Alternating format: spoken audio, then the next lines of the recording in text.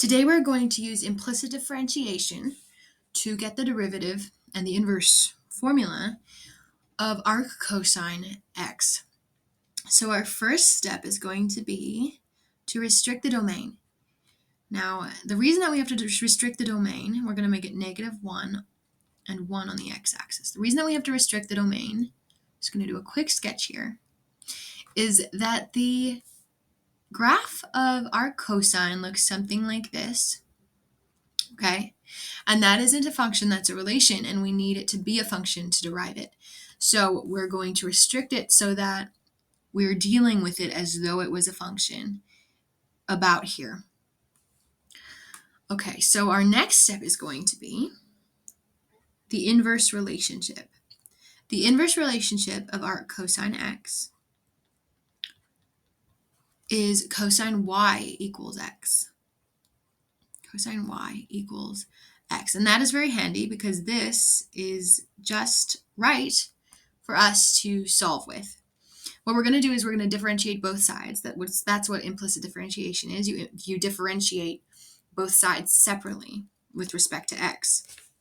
Now, it gets a little bit harder on the left side, but in general, it's still pretty straightforward. We're going to derive cosine y with respect to x. You can already probably see there's a chain rule hidden here. And we're going to derive x with respect to x. So that's just going to be 1 on the right.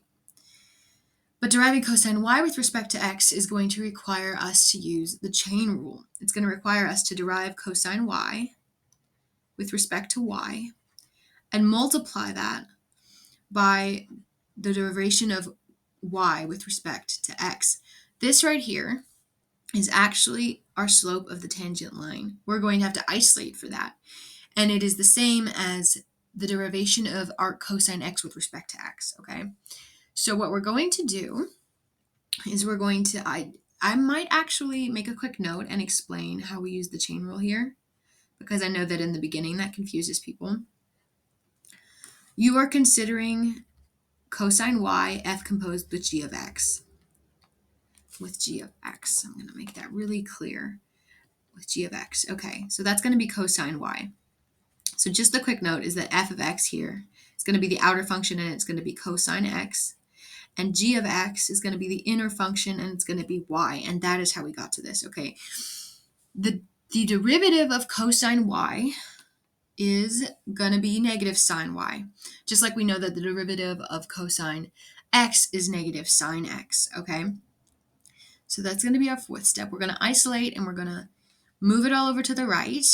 And we know that dy over dx is going to be -1 over sine y. So I just divided by the derivative of cosine y and I pulled the negative up because it just makes life easier and more understandable. So now we ask ourselves how to get rid of this y in the denominator. What we need to do to get rid of that is to go back to the beginning and remember this right here. Cosine y equals x. We know that cosine y equals x, which means that it equals x over 1.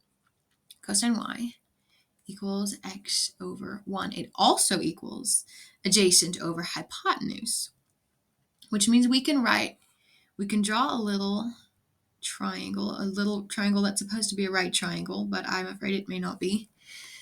It's supposed to be though.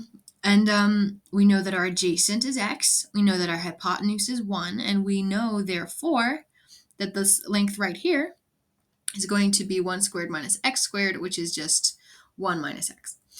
In a root, it's going to be the root of 1 minus x squared. We just used the Pythagorean theorem for that. If it's not completely clear to everyone, 1 squared is x squared plus 1 minus x squared. Okay, and I just isolated 1 minus x squared and I took the root of it so that we aren't dealing with powers of 2. Okay, so our last step, which is really just our solution, but we want to write it down correctly because now we know what sine y is. We know what sine y is. We know sine y is opposite over hypotenuse. And looking at our triangle, we know that that means that it actually is the root of 1 minus x squared. And therefore, we know that dy over dx which is also d over dx of arc cosine. And our final solution is -1 over the square root of 1 minus x squared.